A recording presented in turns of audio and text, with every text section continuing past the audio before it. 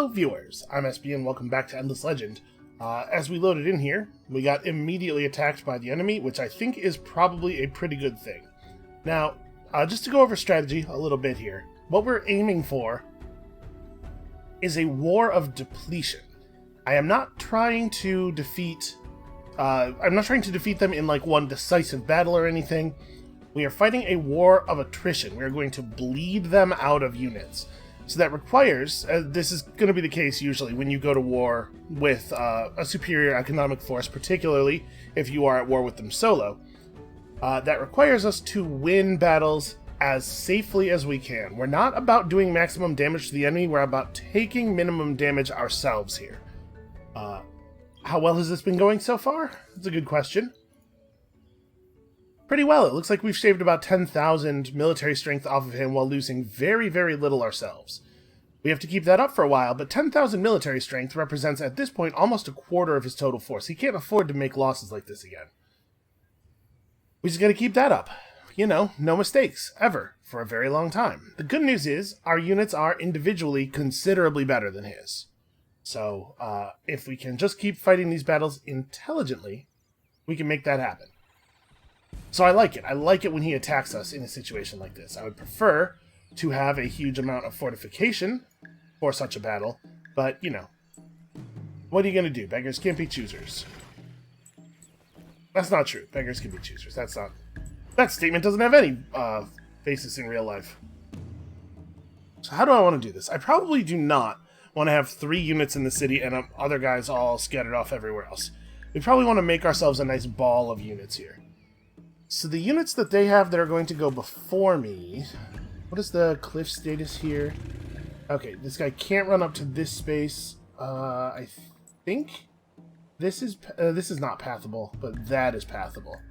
Try to figure out where my 1 melee unit goes. I guess this is okay. And then we put the hero down here for sake of toughness. Just trying to keep the Radecki as... At least make them have to run if they want to fight us, right? Although, actually, they love running. Somebody healthy goes up here. We just form the morale ball. Everybody gets all of the morale. Alright, so... 54 attacks, 76 damage on these guys. 86 attacks, 68 damage on those.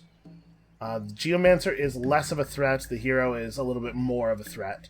So the Stone Sentinels are not a super high priority. We really want to fight everything else first. They're going to have 1 unit come in as reinforcements here.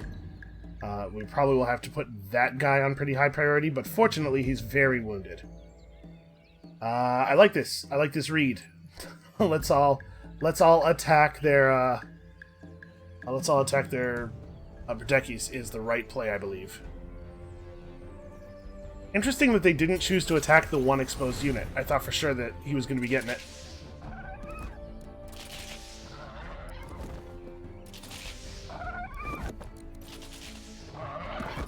Gotta love the morale ball. Also, our hero has 5 range now, which is pretty okay. Alright, this is the part where my poor Titan takes it on the chin a little bit. For the greater good. Yes, I like this. I like the focus on the melee. Honestly, looks like our units are playing pretty smart here. I would love it if this Titan were to survive the battle, but I think we're probably not going to be able to engineer that. He only has 40 health left, so we can kill off... Oh, that guy's attacking the wrong target. Shoot. My hope there was we could kill this guy off with the attack, and then I would still have to stand through 2 more ranged attacks, which I was not confident I'd be able to do. But then things went horribly awry. I don't know why this guy, who lost his target, decided it was his job to take out the Geomancer by himself. On the whole, a pretty good victory. It's a lot of movement in our favor. And it enables us to get just raw more damage. And remember, we have percentage damage multipliers that is being applied. That will be applied to that. So let's talk about SML. They would have taken SML. Oh, by the way, I've upgraded a new version of the community patch was released over the weekend. You can, of course, always find the newest version of the community patch in the forum thread that is linked in the description. We've upgraded to a new version of the patch, which first of all contains some more AI-seeking victory refinements that I'm excited to see in action. Probably we will not get a good view of those in this game, but in the next game, played from the beginning with the patch, I'm curious to see how different the AI behavior is. And it does fix the bug that was causing city battles to sometimes not be city battles, so we should not see that behavior anymore. So if that had not happened, they would have taken ASML, and it would have been a little bit of a shame because we would have temporarily lost a production center, but it's not a big deal because we just teleport to Gonli next turn and take it back. As it is, I'm going to try to teleport to ASML itself and hold it. We'll see if I can execute the necessary clicks in time. If they want to take back Ozdarcha, I'm fine with it. We will get it back from them, but any units they devote to taking Ozdarcha are not paying attention to the rest of the conflict, right? As the Vaulters, one of the things you can do is kind of run the enemy ragged with your superior teleportation technologies. How many turns do we have left on our booster? 3 more turns. We're going to need 45. Okay, so we have a bit of a window to mess with stuff to keep building units. Obviously, we can fall back and activate Glasssteel if we have to, but we do not want to. That would be very non-ideal. It's important that we keep some booster running, but we really want it to be Palladian for all the combat stats we're getting out of the Palladian. Also, plus food is nice. So, I think we don't have anything else of terrible import to do this turn. I think we're just on step forward and teleport as quickly as you can. I'd love to turn off this Volcano Former, because this is just, like, terrible for us. But I do not think it is more important than fighting Blues units. I think fighting Blues units is kind of our main thing, probably until the war is over. It's going to have to be our primary concern. So let's see how quickly at the beginning of the turn I can teleport over. Like I said, if I don't make it, we have roads and stuff. It's not a big deal. We will be able to make the single turn walk from one of the other cities. But the walk would actually happen next turn, right? Because teleportation eats all of your movement. Alright, we are over here. Hi. So, really, what I should have done was not pull all the guys out of... Oh, I can't, right. I can't move to attack him. What I should have done was not pull all of my guys out of... Oh, stop running. Stop running. Okay. What I should have done was not pull all my guys out of ASML. ASML had a garrison, and I teleported it over to Vanaran to support the push, because I was very excited about the fact that we were making offensive progress, but we kind of needed these defenses. That was a bad play, and we got punished for it. Only a little bit because of the bug, but still punished. Alright, we managed to engage in combat. They might retreat here, which is pretty great for us. That's like a lot of... He's got a lot of value without having to spend any hit points there. So, Manavin should probably at this point be working on troops. Oh, right, Manavin's working on money. Manavin is never going to be good at working on troops. Alright, give me right away. We'll get even more money flowing in. It is probably worth rushing this extractor when that becomes an available option, I'm thinking. Just trying to keep our supplies high while we're also reactivating the booster. And then we are going to need some more... How many of my cities are currently building Titans? 2? I don't want to overcommit on the Titans. Trying to figure out how I want to do this. Because we are going to have a little bit of a problem here with them having armies near 2 of our cities at the same time. We don't have our second army up yet. Does Gildren have a governor? It does not. Oh, you know what? ASML does, though. Nope, ASML's governor got wounded out, right. And it would be, like, almost exactly all of my money to bring him back. You know, we're bringing in a fair amount of dust per turn, but I really wish it was even more than this. So I think I want to pull a Marine, rather than a 3rd Titan. When we finish Reaping Station, I'm not sure what we go back for. At some point, we definitely want to pick up Imperial Coinage, because we have a ton of Glasssteel, and honestly, quite a bit of Titanium, and right now it's not doing anything for us. So we could be selling that off. We also could be trying to trade it with Purple, I guess. The other things we need... It would be a good idea for us to grab something like Imperial Kennels and Materials Horde. Just, you know, buff our cities up so they're a little bit less easy to take down. I'm kind of curious though. Let's have a quick chat with Purple. I think they should like us, right? Because yeah, we have a common foe. Now I can't offer them peace, but I could potentially. Nope, you can't make resource trades off of. Alright. Apparently we need some negotiating ability as well. So what is my plan here?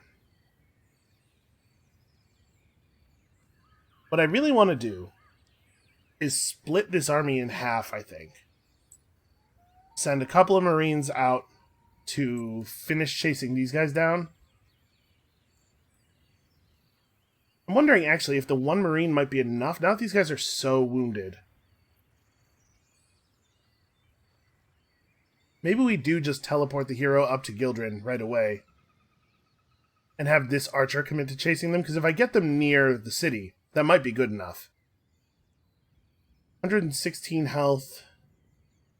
You know what? Honestly, it still might not be, though.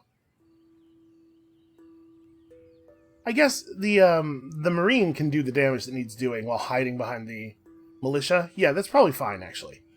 Okay, so that's going to be our plan for this turn, is teleport to Gildren, and then this guy engages after we leave, not before. Okay. Let's try to do this as quickly as possible here at the beginning of the turn. We don't have to move this time. I can just press teleport as soon as the turn flips over. So I'm confident we will get to Gildren in time. The AI always gives you a little bit of a time to respond at the beginning of the turn. Trying to make sure everything I want to do is on screen now, though, and doesn't require camera movement. Age. Okay, they walked close enough to the city that I didn't have to have movement to engage them. Seeing some more movement around here. Not a lot of actual threatening behavior, though. Okay, these guys have finished a lot of the important stuff. I'm going to start producing troops in this city as well. We're going to need Titans on this front. Actually, I'm going to build a Marine first. We need to get something established now. And then once we have a little bit of a force, we can commit to building some actual defenses. Alright, let's try this. They regened a lot. I guess we do know that he has the regen tech. I may have overestimated my capability here. 1, 2, 3, 4, 5. Okay, so they're not actually going to be able to get into an attack position, and we're going to be able to make their lives pretty miserable. But I see very little reason that my hero shouldn't start, like, up here. Or my Marine. So I expect them to pretty much just charge directly forward.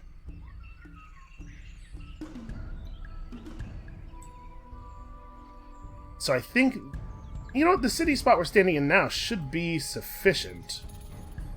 We'll form up a little wall here from behind which the Marine may shoot many times.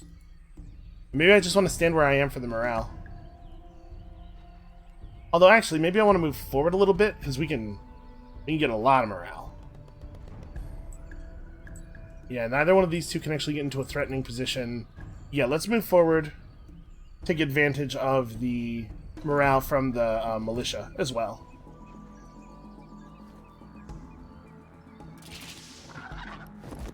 Alright, come on, militia, finish him off. Okay, and they didn't die. It's like, that basically could not have gone better. Oh, you know, I should have backed my Marine up here, because I know the militia's likely to die on that, and now I've left myself a little more vulnerable. Well, they chose not to take advantage of it, which I really appreciate. They have 3 move. I should go to here, even though the morale's a little bit worse, just because it gives me better protection against him trying to walk around. And if he tries to chase me around the militia now, I'm going to be able to cliff him.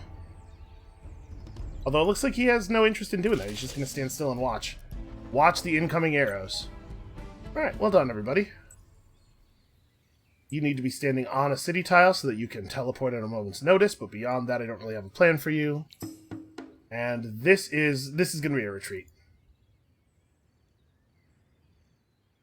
How much movement do they have left? 2? Okay, so we'll be able to catch them very easily at the beginning of next turn.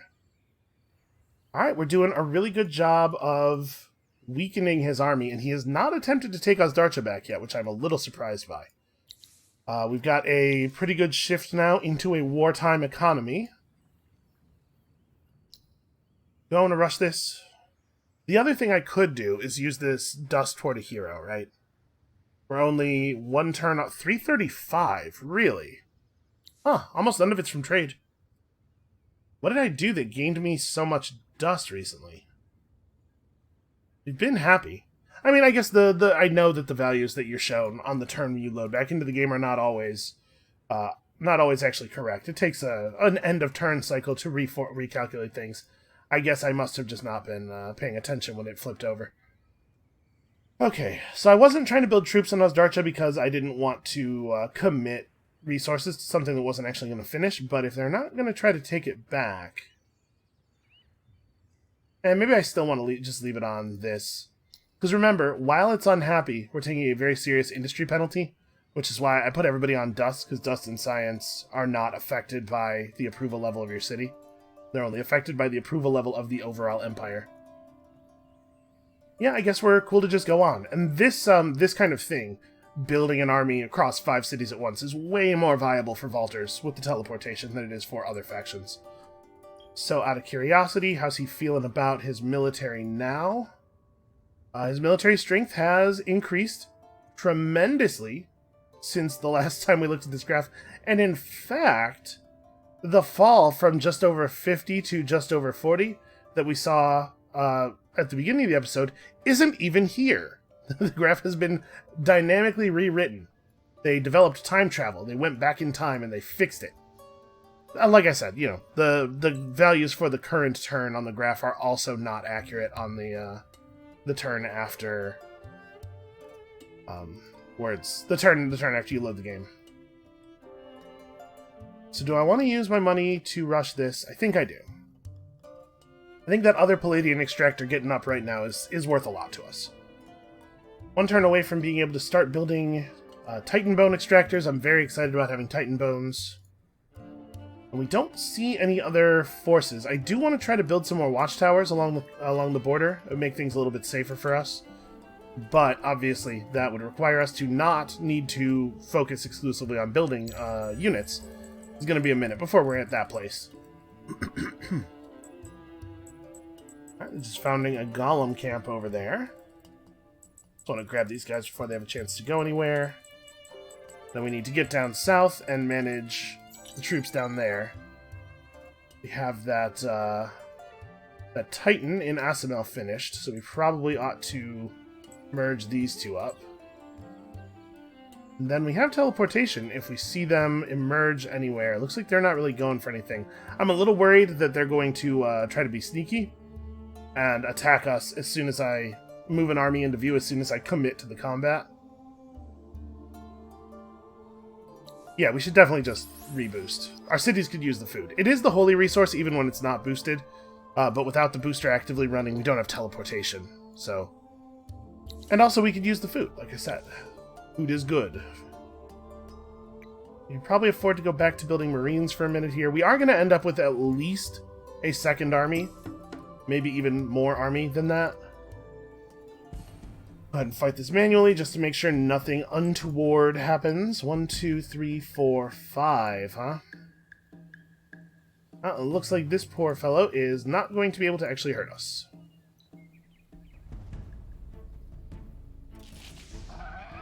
That was easy. And then, yeah, we'll just run toward this guy. We have 4 range on all of our Marines, so... God, that's a good skill. That is probably, honestly, in my opinion, that is the best skill in the game that a combat lord can have, is +1 range on all of your ranged troops. Not equally good for all factions, obviously, but pretty phenomenal. Actually, you know what? I do not want these two merged. I changed my mind. I want this Titan up here. Titan is part of that army. Okay. So you're just going to hang out over here, ready to respond to stuff. Ordinarily, in a situation like this, I would snap this guy into the garrison, but I don't want to have to click into the city, pull him out of the garrison, and then hit the teleport button if he is suddenly needed. Still building economy. Yeah. Alright. So what does he want to do right now? I guess he could go scout. Let's think. What is the thing right now? Plus 100 fortification, plus 5 fortification recovery per turn. So this is a pretty weak version of this building, but the thing that's good about it is that it's an extra fortification building. This doesn't replace an existing tech. So once you have the other ones, you can build Strength of the Vault. I think we'll probably just go for borough government. The other thing we could do, obviously, is go back to the first era and grab military science, which does not give you access to as much fortification, but does give you an extra militia unit, which is pretty useful, actually. Yeah, but Imperial Kettles is great, and Materials Horde is also pretty good. This is what we're doing.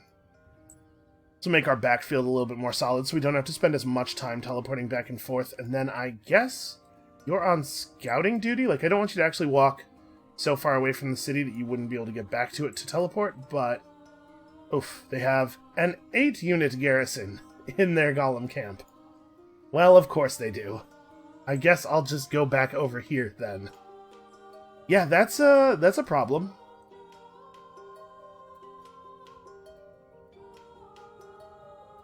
Hey, here's the thing I don't know. Do my units lose life from walking on lava flow tiles if those tiles are also my city? Like, if we took this over, would moving into it to conquer it damage my units further? Because if so, that's crummy. It doesn't really change my targeting plan or anything, but it's a bummer. I think we're just going to attack up here. This is lightly defended. We want to just make headway wherever we can, so that they have to process more potential targets, right? They could take Ozdarcha back, but they have to come over here and take Ozdarcha back. They could take Adino back, but they have to come over here and do that. And anytime they're doing that, they can't be attacking Asamel or Vanaran. Although now that I'm looking at things, maybe what we should do is actually go to Eshrusk, because it would be a very easy take. And this might be the edge of this part of their empire. We might actually make it so that they have to focus their forces a little bit more. As it is, Eshrusk gives them an extra direction to attack us from, which I'm not wild about. Yeah, alright, I think that'll be the plan. We'll teleport over there, handle that. I'm actually very torn about it. I know what you're all saying. You unsure of your plan? Nah, but it happens, it does. Because if we teleported to Ozdarcha, it looks like it's only a one-turn move over the road. But actually, we could get to here this turn, this coming turn. We wouldn't even have to wait the teleport turn. And then we could walk back, teleport the next turn, and be attacking Eshrusk the turn after. That's probably what we should do. Again, just trying to keep them off balance. Using the teleportation to do quick strikes all over the place. Try to exhaust them. We don't necessarily have to wipe them out this war either. We could take a partial win, followed by a peace deal, a favorable peace deal, obviously, followed by some time of us reinforcing the stuff we stole, followed by a redeclaration of war. Oh, I'm being attacked down here. Okay, well, hold on a second. Yeah, I'll be right with you. He would love a truce that involves giving me a ton of Moonleaf. You know, I just bet he would.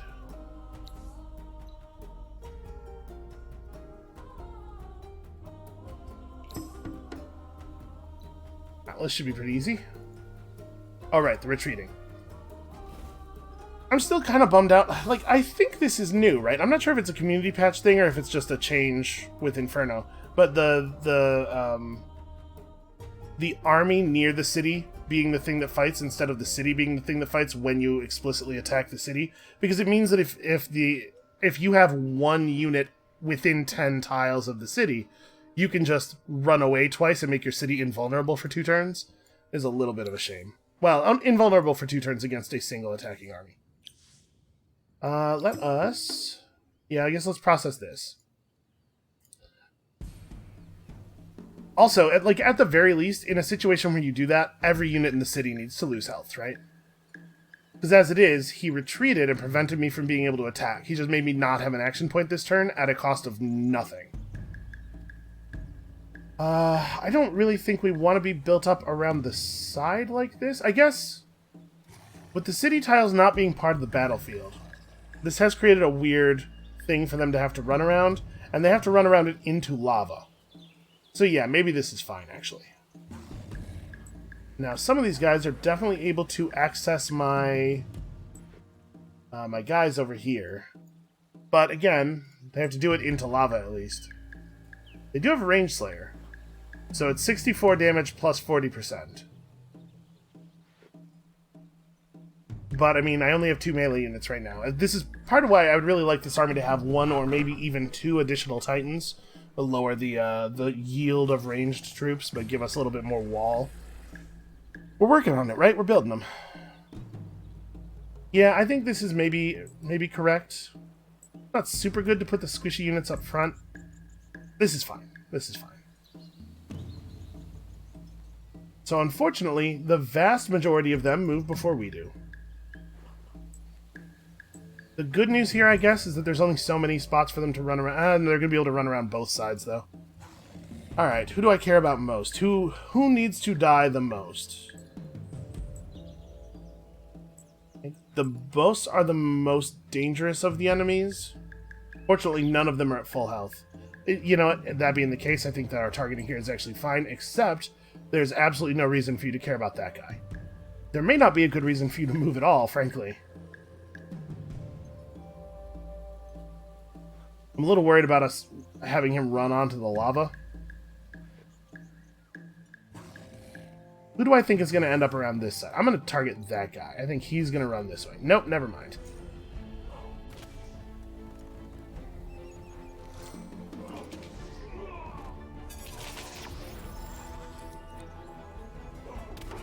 Okay, so this guy doesn't have a real target now. This is just terrible for him. That's a bad way for that to go. Alright, we took some damage here, but we're going to get to kill all of them? No, this guy won't die. He will, however, die on his turn no matter what, I think? How does the lava actually work?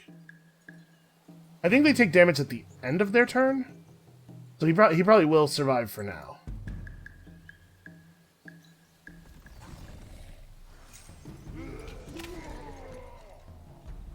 Okay, I appreciate you moving onto the lava, but not actually attacking us. I appreciate you attacking a guy who hasn't taken any damage yet. Okay, that's the end of those dudes. Uh-oh. No! He's not dead, though. He will be in a second here. Well, fortunately, the lava didn't have any effect on that.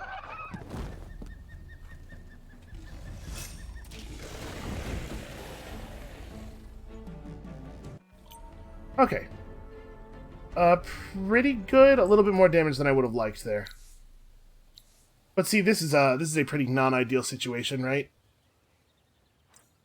They now have, this guy didn't participate in the battle because he didn't have an action point left. So even though we have now soundly defeated these, like, we're still going to attack this city this turn, and it's not going to fall. Like, we're not even going to have a chance of it falling because this army is going to be able to flee again. And over here we do the thing, right? We do that same thing. Because that's the way the mechanics are. Like, we should definitely take advantage of it.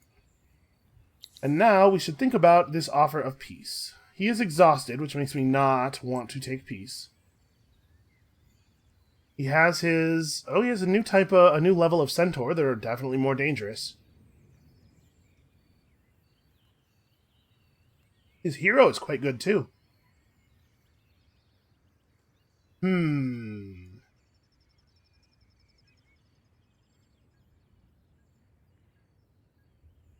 Trying to figure out how we want to deal with this. So at the beginning of the turn, we're going to finish 4 units. We could try to spawn them all and teleport them to Asimel quickly, but it's not actually going to work. So how do we... Like, I just can't click fast enough, right? So how do we deal with this optimally? It may just be This guy teleports out, we let Asimel fall, and then we take it back with the new army that is formed over the turn. That might be the smartest way to do it.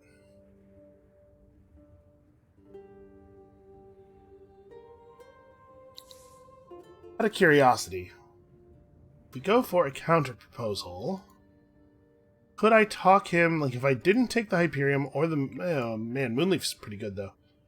Does he have any more Moonleaf? Is he giving me all of it? He is in fact giving me not all of his Moonleaf, apparently. This is enough for a booster. That's a pretty good resource. The thing is, we're so close. We're so close to doing a lot more damage here that makes me want to not give up just yet. I hate fighting around the lava, though, I'll tell you that. If we lose Asimel, he's going to be less likely to want peace. Because he's going to now view it as him starting to win the war. If we take Asimel back, that counters that, but I'm not sure exactly how much. I don't really know, even after all this time, I don't really feel like I have a great grasp of the AI intellectual weightings.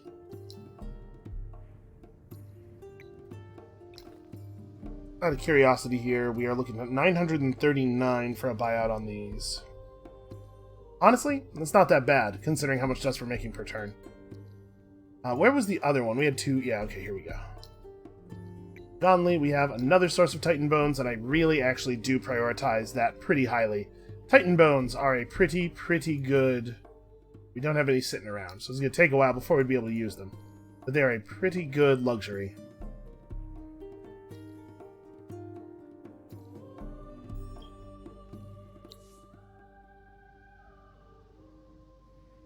So this is free for us. It gives him time to adjust to our military push, though. Although he's already doing it, we can see his new ranks of troops. It also gives us time to continue building up so that we can strike with a more coordinated force. Right now, tapping out would mean we lost functionally nothing. We stole a city, and it's a pretty good city. But basically what the conflict here is I'm back and forth on whether we could take more. Whether it's actually going to get better from here. I think the next couple of turns are pretty big for us, provided we can actually ever get through the single unit that is holding Adino completely invincible.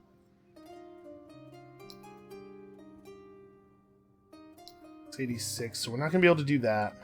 I don't really want to lose Asimel for any period of time. It's pretty good. It's a pretty valuable city. Since we're in a truce negotiation, we can talk about goods and stuff. I wonder if we could get a tech from him that I actually care about. Apparently he is not willing to go for Diplomat's Mance, which is something that I would really value. Not even for 319 glass steel would he consider this. But what if I traded him a tech? He doesn't have open pit mine, and he would slit his grandmother's throat for the knowledge of open pit mining.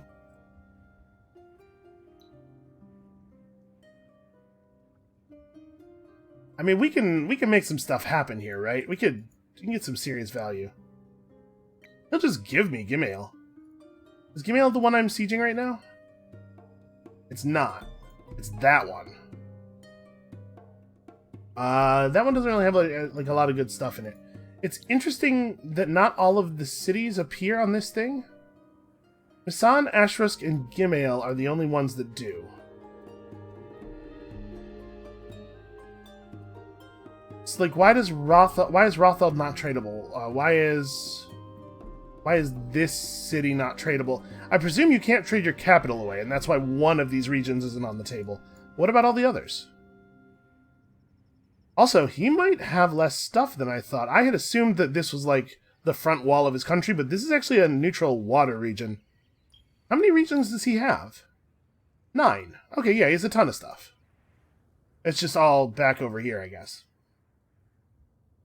But yeah, so if he has 9 regions, why are only a few of them up? I don't really want Gimail, is the thing. I would take Ashrusk. He's going to make this a whole big complicated deal.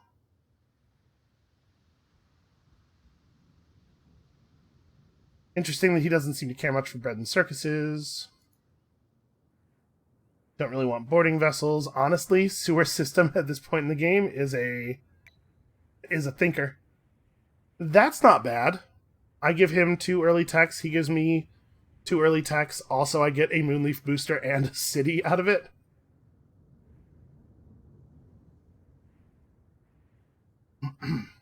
I am honestly really torn here. So, if we take the truce term, what that's going to do to our diplomatic status with him is it's going to move us to the truce state for 20 turns. During those 20 turns, we cannot attack each other under any circumstances. Well, sorry.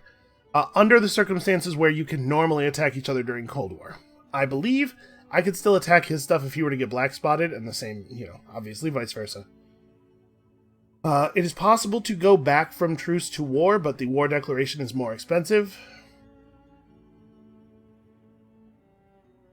I think as much as I like this deal, I think we should push on. Another victory or two, and he'll be willing to give us the moon. And for the moment, I just leave the Iron Legion here, and this Marine sacrifices himself on retreat next turn to prevent Asamel from being able to fall, and then we teleport this army over to Asamel with big backup the turn afterward. Provided that we're actually allowed to take the city. Yeah, alright, let's do that.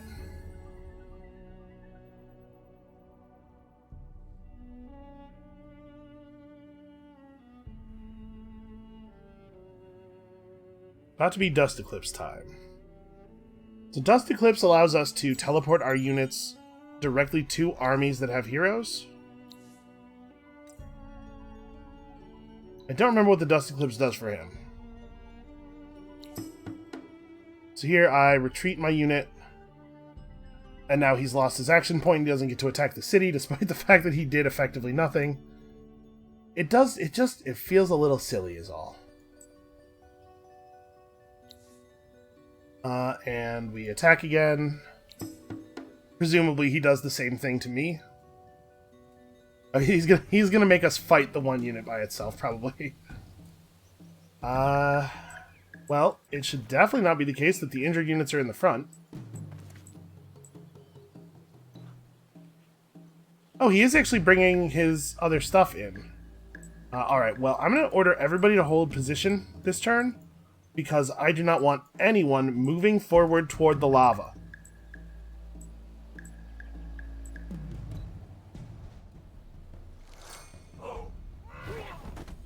Oof, good stun. 306. Alright, we can just wait for them to come to us. I don't have to move in. And with us all having 4 range, we don't have to care too much about our positioning, really. Sorry, we don't all have 4 range. The hero has 5.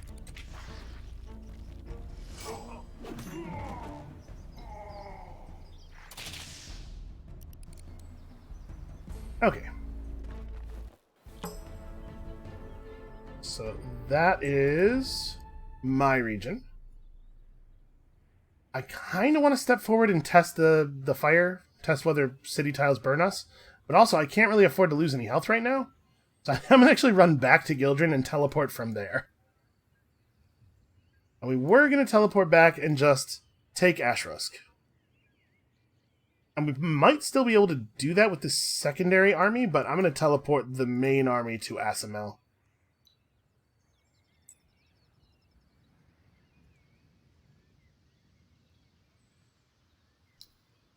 So, speaking of secondary army, let's talk about what that looks like. So we have 4 units that completed this turn. How many of them are teleporting to try to destroy Ashrusk? And how many of them need to go to Asamel and help? The Titan was over here? No, the Titan's all the way back here. Okay. I think the Titan just runs to Asamel. Because we can't teleport to Asamel. You can only teleport to the city center tile. And then these three form up, like, at Vanaran. You can't really make much of a run. Well, actually, you probably make the run more effectively. So you will teleport. No, I was trying to target a teleport there. There we go. Alright, so we merge up. Ran across lava a little bit on the way here. You know how it is. At the beginning of next turn, we want to merge these units up really fast. I accept this offer of peace from Purple. Absolutely I do. And now that we're at peace, even though I don't have the diplomatic tech, we can talk about more complicated agreements. So, things like, let me see what resources you're carrying. Okay, so he's also got sources of Moonleaf. Interesting, good to know. He's got some interesting technologies, for sure. Dust Refinery is a cool one.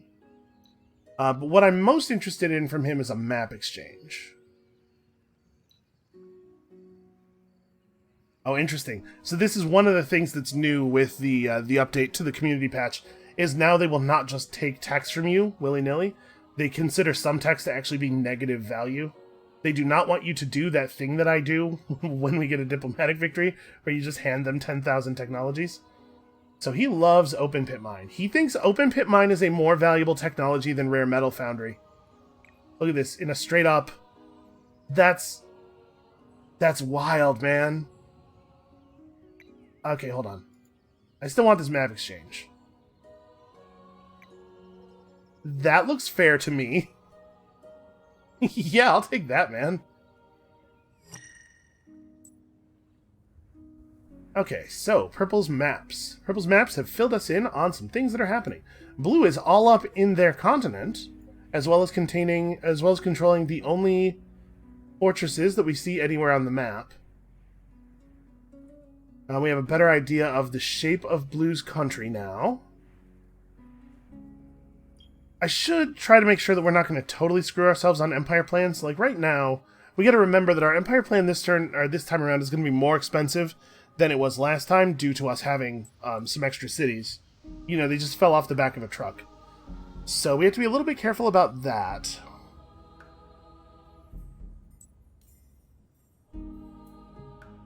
It's going to be expensive, man. We are not going to be able to run anywhere near the Empire plan that we ran last time. Well, so be it. I think that the trade we made there was beyond good. It was good plus at the very least. We are, by the way, losing dust income because we're murdering our approval rate by taking on cities full of unhappy people. That'll get itself fixed over time.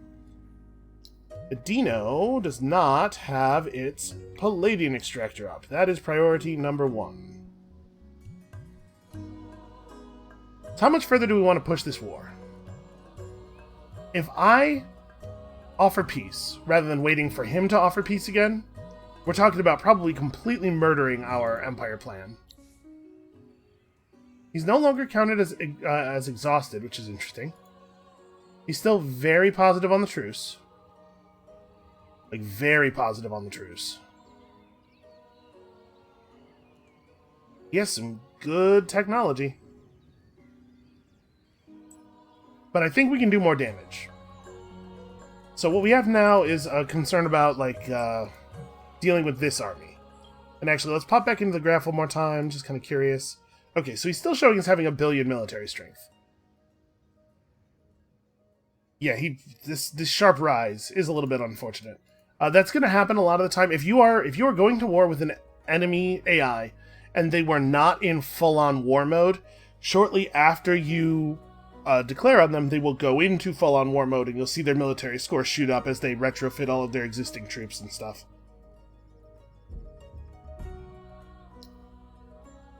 We have the defensive techs next turn, but I think I still want to jam out another entire unit in each of the cities that finished building this turn. Make sure we're including some Titans in that build. Don't want it to be all Titans, but it's got to be some. So now the question is, like, Do we rush this guy? How do I want to deal with this? Because I don't actually know what he's going to do yet. He could, with his 8 points of movement, just rush Vanaran.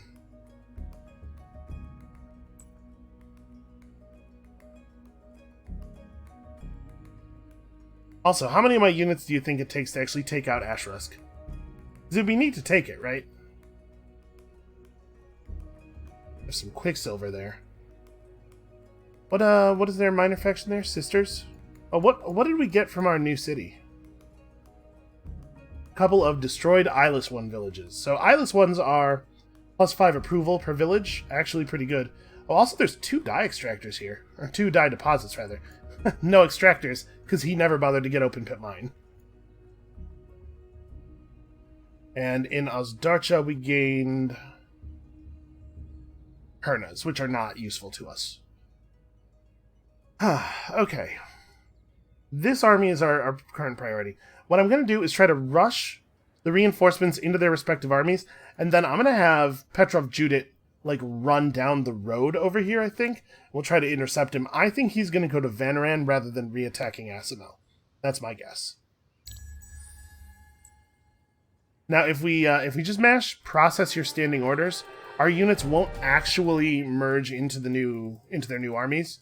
So we are going to have to manually do this. Okay, I need to get this processed quickly. That is why I'm spam clicking the heck out of this. Moving, and then you need to run to here. Grab that before they can. Because them with that movement conflux would be real bad. I'm going to wait until I see them move. Okay, no, they're turning around, so actually you guys want to go this way then. Oh, they're doubling back. Hold on. A lot of back and forth here. I'm going to go search this ruin real quick while we're screwing around. Wish I had that watchtower. I wish I'd built this watchtower instead of that one. Okay, it looks to me like this is the move we want to make. That's only 1 unit over there.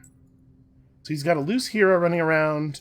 These guys are, I think, far enough from any city that if we caught them, we would get just them. Can't actually attack you this turn because of the cliff. Although... nope. We can only make it the exact same distance with these guys. Alright.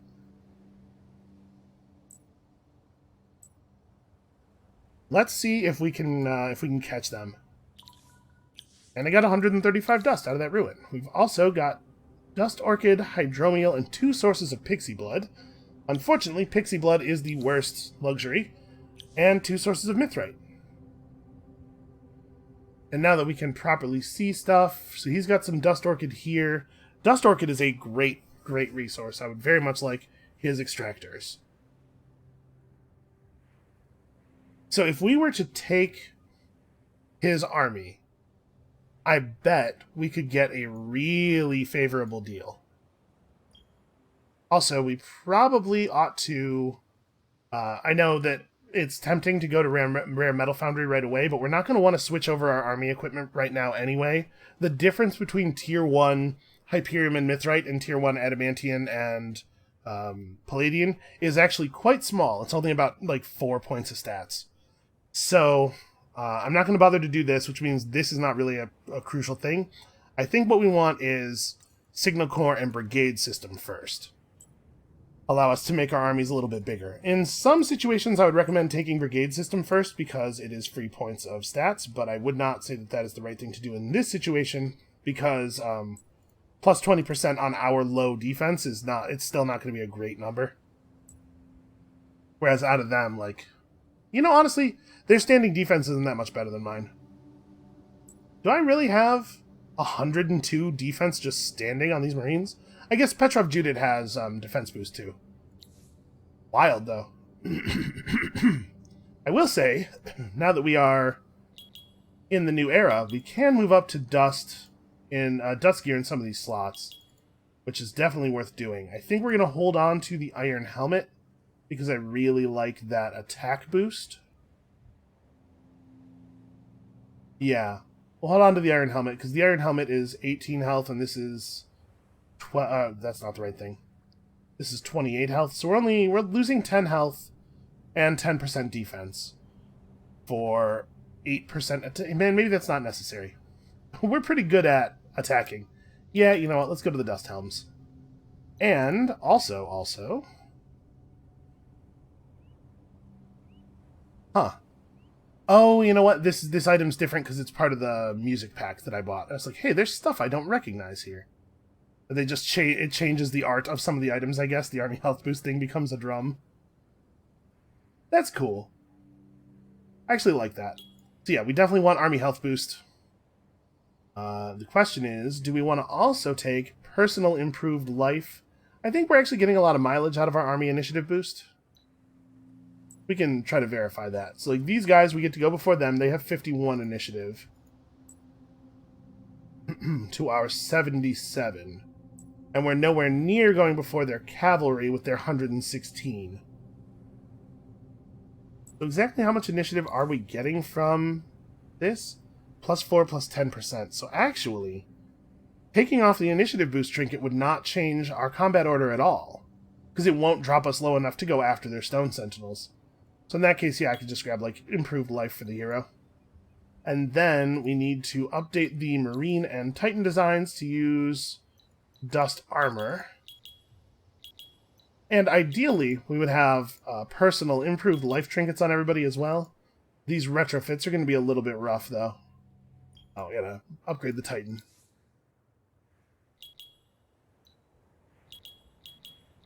Like, this is a lot of extra health.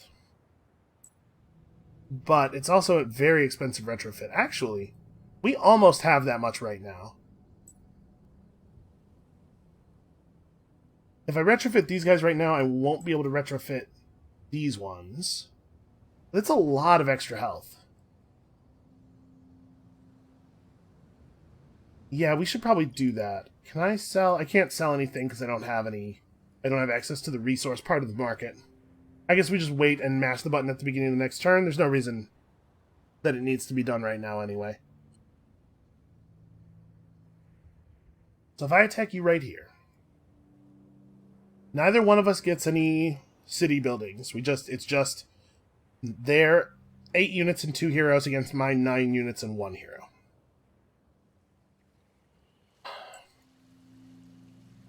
This is an Orc 2. 205 attack. It's pretty serious. And then they have 3 of those good centaurs. And then some stone sentinels that are less than terrifying. I think we can take them. Especially with the new gear. So let's try. As soon as this button lights up. I do not think they will retreat. I think this battle is close enough that they'll actually stand and fight. And I think we will do very well. And then maybe we could pursue a peace treaty? Get him now. Or don't, or just ignore my orders. Just walk. Alright, well. I guess I'm fighting you. One presumes he will just retreat rather than fight us. Yeah, because having these guys come into the reinforcement slots would completely kill their chances of surviving the battle. Now let's zoom out for a second and look around. This is going to leave us unable to teleport. We'll be nowhere near any friendly cities. We got to be a little careful with the pursuit. Well, I don't see them, but there aren't a lot of places they can have gone. Wait, stop right here. Retrofit 1 Marine. And then I could stay right here and retrofit another one next turn. Wait, where did they go?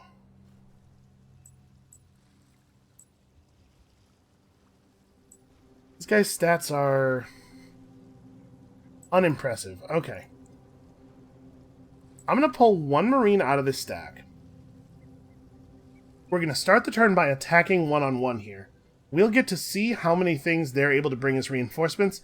If their actual armies are present, then we can then we can bring our guys in as reinforcements. If it's just going to be one-on-one, then we can just have the one guy expend his action point. Azdarcha is now able to start working on something else, and where is the building I want? Here we go. I want kennels. What's the build cost on that? Is super high, Jesus. We could pull everybody back over to industry, but we'd be just barely dust positive if we did that. Still, you get the Imperial Kennels up, I don't have to worry about this so much anymore. And you know, we're not actually that far from being able to make it back to Azdarcha. There is a road that runs right here. This city looks powerful, though. I would like to take it, and it will be awkward for them to retake without being able to teleport. Kind of worried about this thing, like, why is this city still theirs? Does blue... Are they still at war? Okay, does purple maybe not have much of an army? No, purple does not have much of an army. Well, the good news is, blue's probably going to be pretty distracted for a while. It doesn't seem to me like purple is going to have that much to worry about over the next few turns. We did not get Glorious Father. Yeah, that's fair. I can't even mine some of the resources. Alright, let's try this thing. Then these guys can move forward further. I don't need them to hang out right here. Let's have them run forward a little bit and just see if I can't get some vision of something.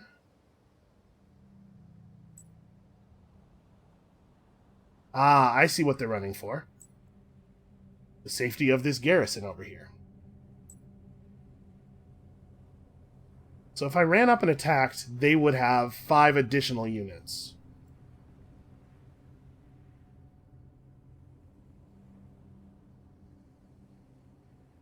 If we attacked from here, 1, 2, 3, out, in, out, in. So we would get the benefit of that militia unit. I wonder if this is viable. This army has triangle conflux, circle conflux, and 3 squares. So they have 30% extra attack, a ton of just everything. They have everything. I really don't want to fight them until the Dust Eclipse ends then. That's inconvenient for me. We could get our own circle conflux, but I can't get a square conflux to go with them, or cube rather. The cube conflux is the one that really matters for combat. And with them having all these extra units here, it might be difficult for us to pursue very much. If I were to attack this guy, they could still get in on that. If you were to attack this guy by yourself, this gives us the opportunity to maybe fight them all. Maybe they'll choose to participate. It's risky, though, because even attempting that, if I choose to include my units as reinforcements, they'll spend their action points, and thus they will be unable to come to each other's defense in the way I would like, I think. Not having an action point prevents you from reinforcing a defending army, doesn't it? And you would think I would know this stuff by now. In my defense, there's an awful lot to keep in your head. Oh, also... There are players we don't actually know, right? Like, we didn't know who Pink was prior to this. Now we know they're the Necrophage. Okay. And we don't know who Red is? Okay. Ardent Mages.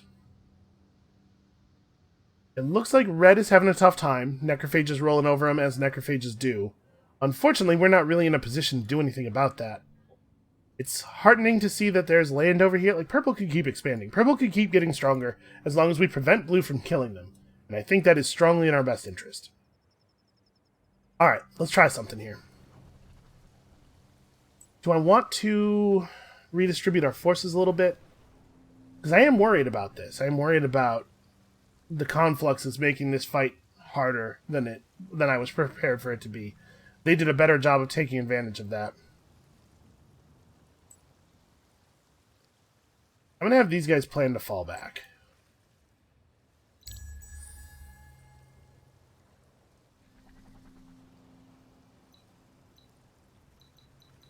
This is going to be tough. They're going to get so much health regen on that hero. There's no way we can kill it.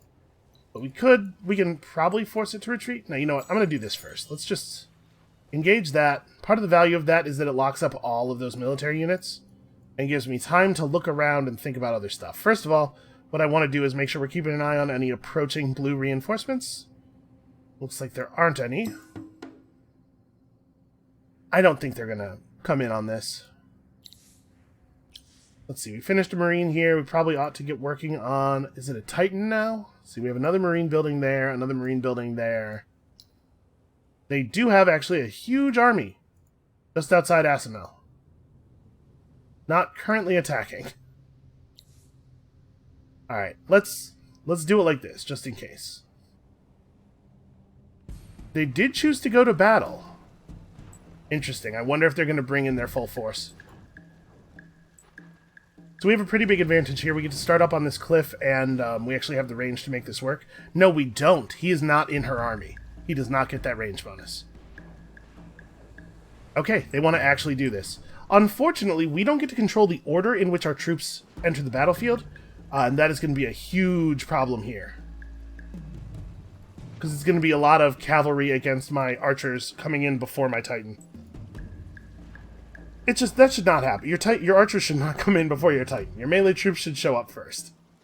Well, crap.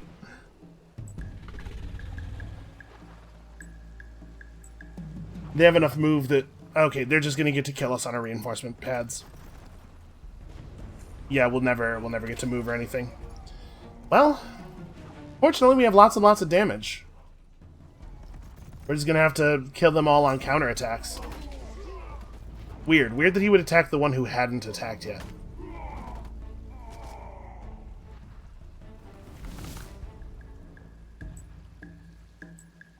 Yeah, this actually really sucks. I didn't think about this.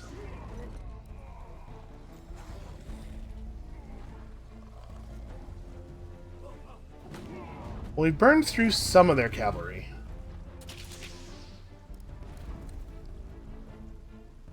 Man, their stone sentinels have cavalry movement ranges, though, thanks to the conflux. There's not really a distinction anymore between their cavalry and non-cavalry units.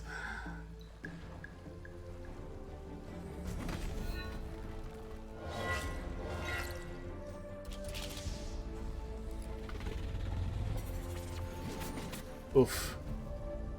He's going down quickly.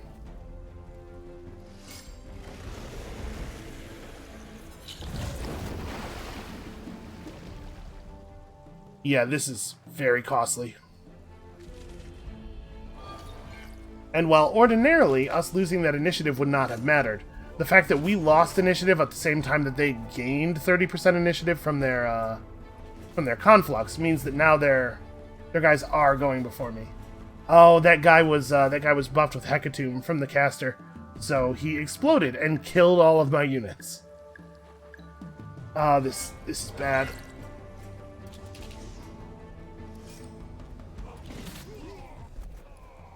So we lose an army, they lose an army. We have more army building, but bad.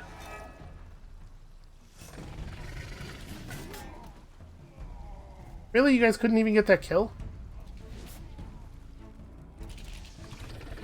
Alright, no more Hecatombs. So we lost everything. They lost less than everything. And we can't retreat from this battle now because we spent our action points approaching. Well, small mistake that is going to end up killing us. What is the optimal position for this guy? And actually, it's probably right here. Yeah, taking advantage of the cliff in the city. Their hero is not really the primary target. Primary target is... doesn't matter. Primary target's really that guy. Like, the hero needs to die, but the hero's going to kill itself on whatever it attacks. I want to make sure we get that stone sentinel.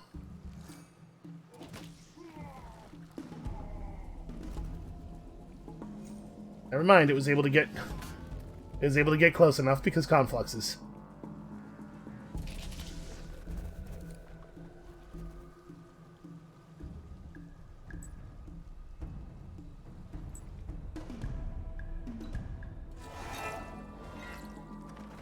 Yeah, them being able to get all 3 types of confluxes right before the battle starts really shifted things in their favor. Ugh, we're not even going to kill that guy.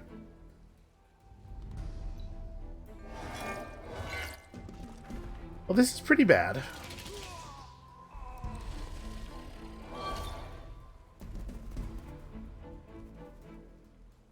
So it's probably going to take us like 3 or 4 turns to get back up to some semblance of our previous military strength. Asimel is currently under siege and producing way less stuff than I would like. And yeah, see, he's no longer willing to do a truce, even though he's still losing the war massively. Alright, well. We can't buy back our hero.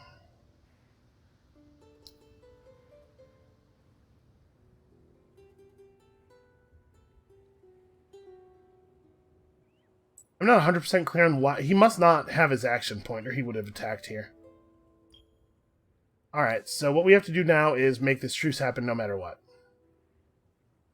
This is a mistake that we must pay for. Because at this point, we stand to lose tremendously to continued battle. So, we have to build up our stuff. Huh, so I thought we were sieged and that's why this went up to 7 turns. It certainly wasn't 7 turns when we started building it.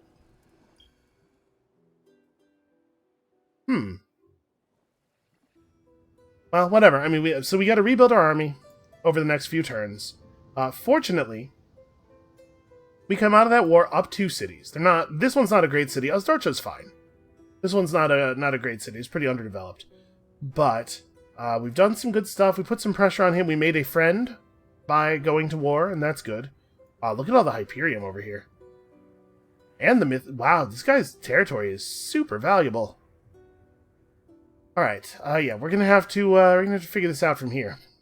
That was an unfortunate error in judgment on my part. Well, we'll get there. We'll get there. So the default duration of a truce is 20 turns, I believe? Yeah. You can see the war declaration is incredibly expensive. But we'll build up. Honestly, the war declaration. So redeclaring war is not going to be available until turn 114.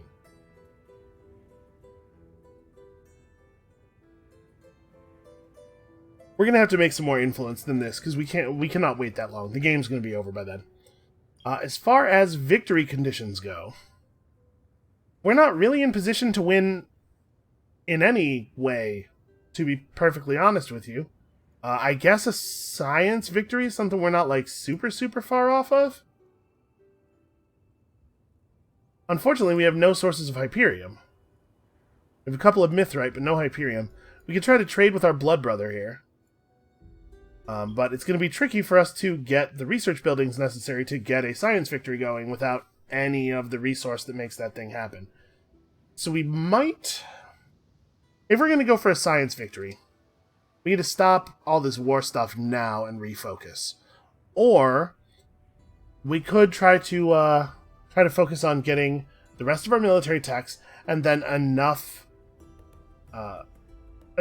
influence techs to make it so that we can actually redeclare war more like in 10-ish turns rather than 20, and see if it might still be the case that we could take more stuff off of Blue and use his stuff to slingshot us forward a little bit. That's pretty bad, though. That attack at Rothald really did not go well.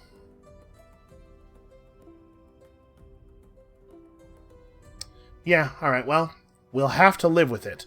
That is going to be it for us for today. Thank you all so much for watching. Come back next time to see how I turned that very significant failure into some kind of plan? I don't know. We'll see you then.